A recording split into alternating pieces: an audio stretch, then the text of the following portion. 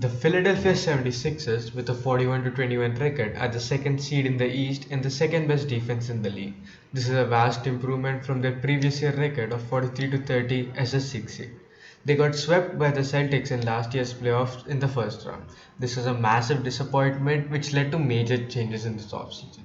They signed a new general manager in Daryl Morey, who then later brought changes by firing Brett Brown and signing Doc Rivers. They made a lot of changes in their team. They traded away Josh Richardson for a sniper in Seth Curry, traded away a gigantic contract in Al Horford, Theo Maledon, and a late first round pick for Ferguson and another 3-and-D player in Danny Green. They then signed Dwight Howard to fill in the gap of a backup center which they had last year. They had one of the worst spacings, which isn't an ideal fit next to their two best players, Simmons and Embiid. This year, though they aren't shooting a lot of threes, the presence of players like Seth Curry and Danny Green helps Embiid and Simmons attack the paint better. My last video for some reason has done terribly, and I'd appreciate if you check that out, and also do leave a like and subscribe if you haven't already on this video. Joel Embiid was the frontrunner for MVP until his injury. He's been the most dominant player this year, averaging 29 points, 11 rebounds, and 3 assists on 51, 38, and 85 splits. He's the most skilled big man since Hakeem Olajuwon, and his footwork and moves on the post are the best since Hakeem.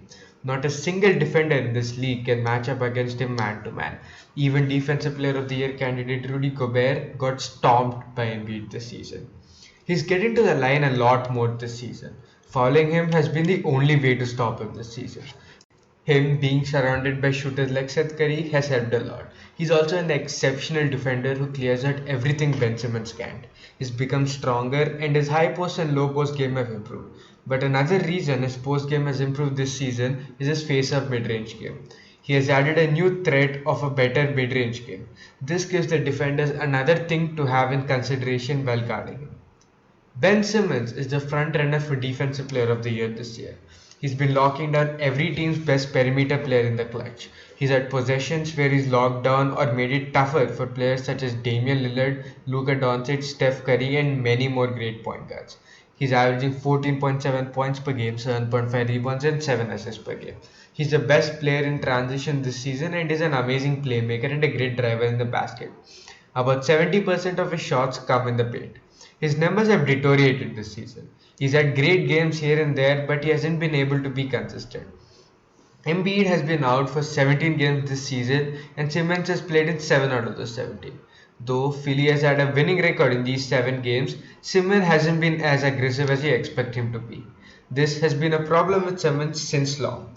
There was a stretch before the All-Star game where it felt like he finally came into form and he wanted to solidify his case as an All-Star, and he played exceptionally in that period. His game and Embiid's game are not a perfect fit to each other, to say the least. Though Embiid has been a better shooter this season, the majority of his scoring is inside the paint or right outside the paint.